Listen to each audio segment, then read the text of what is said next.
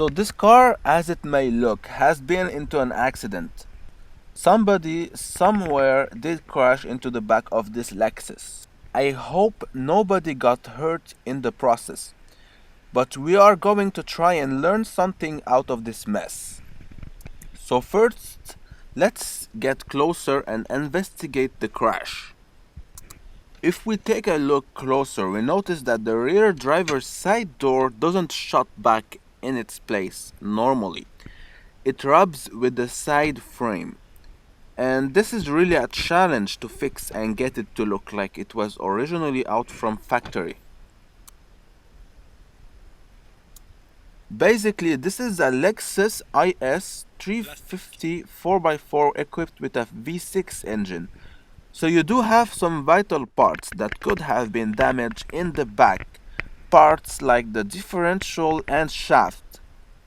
I mean, if by any chance the differential were to receive any impact, it may unalign with the shaft and transmission.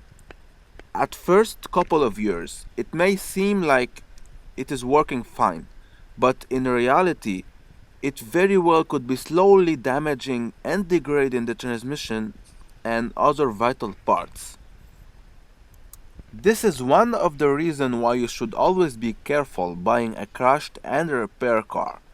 Honestly, the only reason why you would go for such cars is because of the price. You usually get to drive recent popular cars for a lot cheaper, sometimes 5,000 up to $20,000 cheaper. You know, you should never have to buy a crashed and repair car for the same price as you would for a genuine one. And bear with me, my goal is not to scare you off from buying a crashed and repair car. It is more about being totally aware of the state and real value of the car you're buying. Alright, now let's discuss seatbelts. If you take a look inside the driver's guidebook, you'll find clear indication that the airbag inside the car do not necessarily blow up at any given crash, and that the seatbelts are the main safety feature. So make sure you always wear your seatbelt.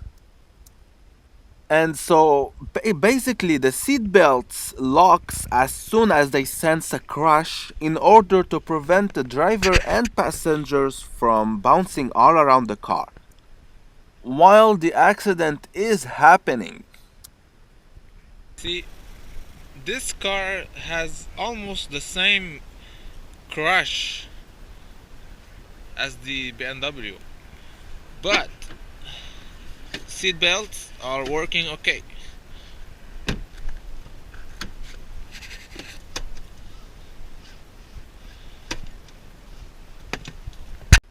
But the downside is that those seatbelts are also made in a way that they only lock once after the car has been into a crash. So you have to replace them in order to put the car back on the road later.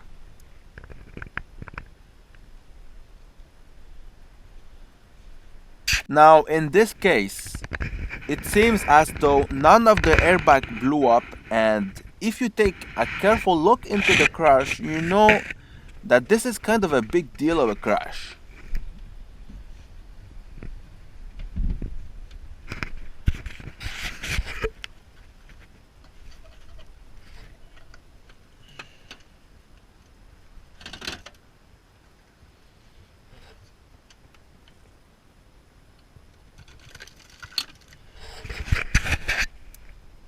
And if you take another look inside, you'll find out that none of the seatbelt locked. Now, this may happen if there was no passengers and driver while the crash happened.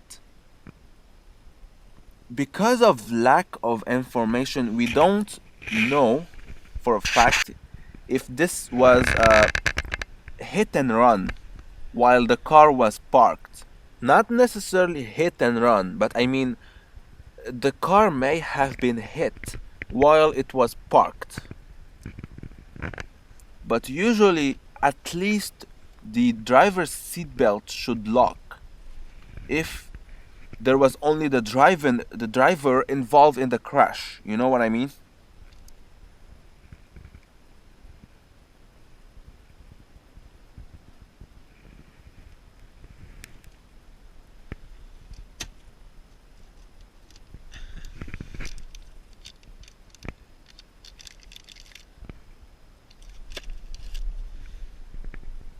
You know, some cars are programmed to lock the seat belts if the passenger is sitting in the car. So they don't lock the seat belts for no reason.